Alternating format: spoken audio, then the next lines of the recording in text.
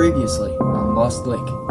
I've still been listening to these mysterious cassette tapes and trying to figure out who this detective is speaking to and why. It's difficult because these cassette tapes are severely damaged. Well, in the meantime, I'm going to be looking for a cassette tape labeled 5.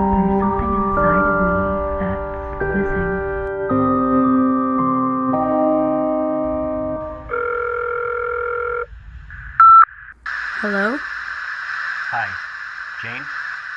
We found a body. It's at the cemetery. Okay, I'm on my way.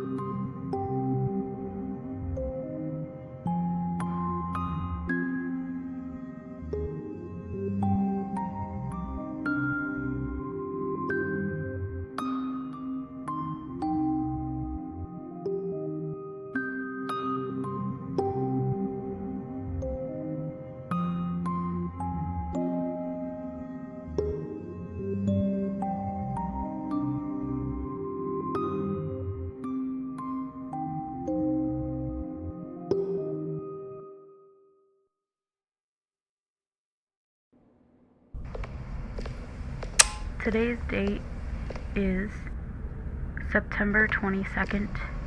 It's a Thursday.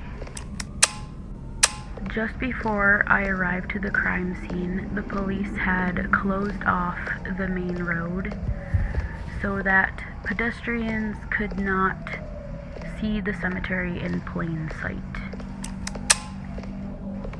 The sky was turning dark upon the cemetery, with only a fracture of the setting sun shining out from behind a break in the clouds. Dusk had begun to fall.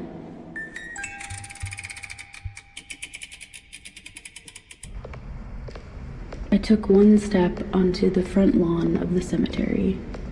I could smell that rotting smell that I knew all too well starting to fill up my nose. That foul stench I wish I could just forget about.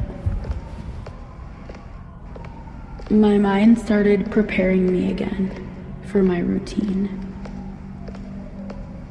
Just like all the times I approached a scene, my body starts quivering and shaking. Like a madman on steroids. My brain sends signals to my feet to come to a halt, but they never listen. Courage takes over my flesh at this point, and I guess a stubbornness and pride sweeps over me. To keep my inner grit alive, do I even have grit if I have to convince myself why I'm doing this? Do I really have to do this every time? I try to convince myself I am trying to do the right thing, even though I can't tell anyone that it's secretly thrilling to me. Is this actually thrilling, or is it my anxiety? I have to constantly ask myself, am I really helping the victim? Am I really helping the family?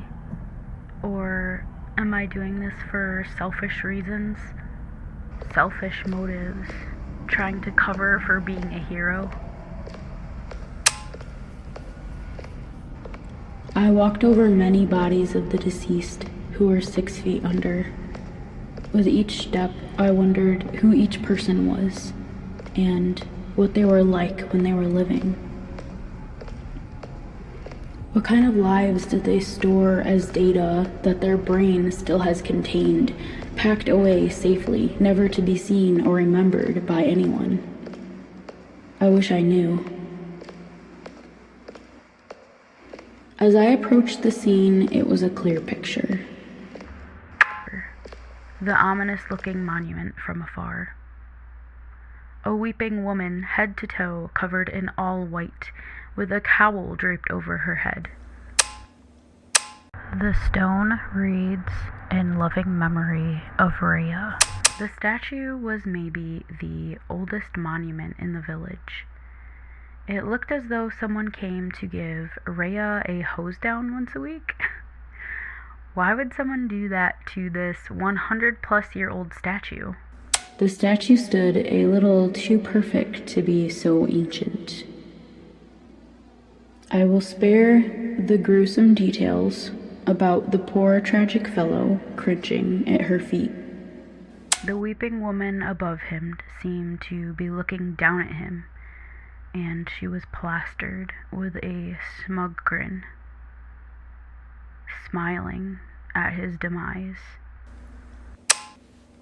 This spectacle that I had seen right before me was nothing I had ever encountered before. But deep inside my gut, I reluctantly and in subconscious denial knew that there were more horrendous things to come.